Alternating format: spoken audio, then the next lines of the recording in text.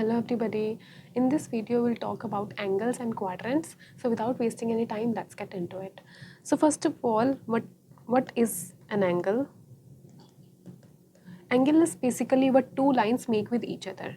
For example, these are the two lines and the inclination of one line to the other line is called an angle. So angles are basically denoted by Greek letters theta, alpha, phi, beta. So I can take this angle either clockwise or I can take this angle counterclockwise. I can take this angle two ways. So by convention, counterclockwise angles are positive and clockwise angles are negative. For example, I'm drawing two lines. If I'm taking this angle this way, counterclockwise, and let's say this angle is 30 degree, so it will be positive 30 degrees. But if I take this angle clockwise, the same angle will be written as minus 30 degrees. So clockwise angles are taken as negative and counterclockwise are taken as positive. Now let's talk about the unit of an angle. Unit is important to give meaning to any physical quantity. For example, if I ask somebody, what's your mass?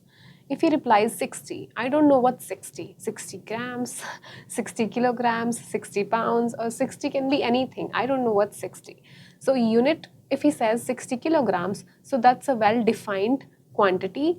I know that he's talking about his mass, that's 60 kilograms. So similarly, a unit is important to define an angle as well. So it has two units. Generally, we define angles in two units, degree and radian.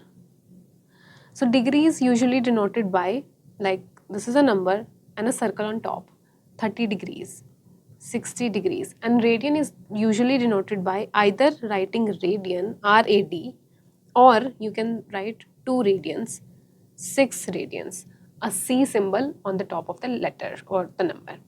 Okay, so let's study about conversion of this radian to degree and degree to radian. For example, if I ask you, what's 30 degree in radian? I don't know. Let's convert it. Let's find a way to convert it. We know that in complete circle, this angle, this whole angle is of 360 degrees and 2 pi radian. So we know that in 360 degrees, we have 2 pi radians. So in 1 degree, I'll have 2 pi over 360 radians. And if I simplify this, I'll get in 1 degree, I have 180 radians. So in 1 degree, I have pi over 180 radians. So in 30 degrees, I will have 30 times pi over 180 radians. So that's basically pi by 6 radians. So I got 30 degree is equal to pi over 6 radians. So whenever you want to convert degree into radians, just multiply that number with pi over 180. But what if you want to convert radians into degrees? Let's say if you want to convert pi by 6 radian to degree. Okay, I don't know that conversion. So again, we know in 2 pi radians, we will write the opposite of what we had written is 360 degree, and 1 radian is equal to 360 degree over 2 pi. So 1 radian, I'll have 180 over pi degrees, right? So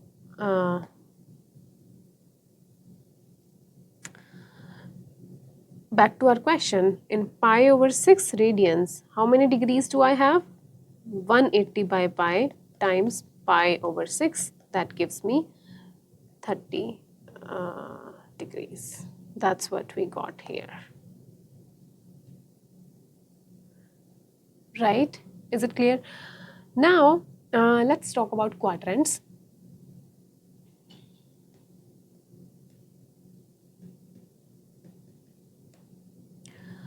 So first of all, the word itself, quad meaning 4. So that means we have 4 parts. But what has 4 parts? Let's draw our Cartesian plane. Cartesian plane is drawing x and y axis. So when I draw x and y axis, I can see that it's divided into 4 parts. So quadrant is 1/4 of that part. So let's say I have to give number to this sections. So let's move again to our convention. Counterclockwise is positive. So we'll start by counting from counterclockwise direction. So this is first quadrant. This is second quadrant. This is third quadrant, and this is fourth quadrant. So first quadrant is from 0 to 90 degrees. Second quadrant is from 90 to 180 degrees. Third quadrant is from 180 degrees to 270 degrees. And the fourth quadrant is from 270 degrees to 360 degrees. That it completes the circle, and we have the total angle of 360 degrees. So every quadrant has 90-degree angle to it. It's like the complete angle of one quadrant is 90 degrees. So first is from 0 to 90, second is from 90 to 180, third is from 180 to 270, and fourth is from 270 to 360 degree.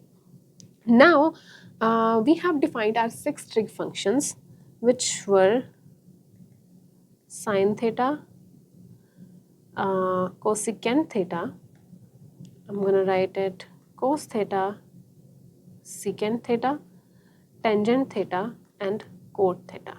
So cosecant theta is inverse of sine, secant theta is inverse of cos, and cot theta is inverse of tan, and tangent theta is sine theta or cos theta. So now, if I write these trig functions on my quadrants, for example, my first quadrant says that all trig functions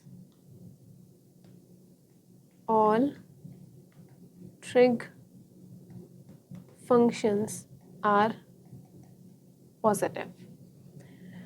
In second quadrant, only sine theta and its inverse cosecant theta is positive. In third quadrant, only tangent theta and cot theta are positive. In fourth quadrant, only cos theta and secant theta are positive.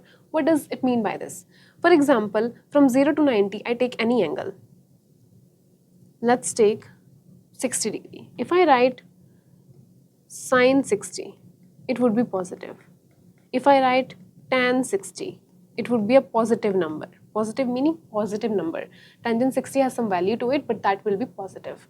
In second quadrant, only sine theta and cosecant theta are positive. Meaning, if I write any angle between 90 to 180, let's say 120, that would be positive.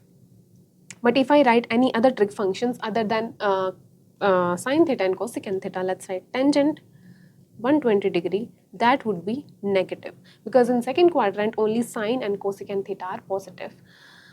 And if I write cos 120, that would be negative as well. Similarly, for other quadrants as well, in third, tangent and cot are positive, and in fourth quadrant only cos theta and secant theta are positive. Other trig functions would be negative. So this is it for this video. I'll see you guys in the next one.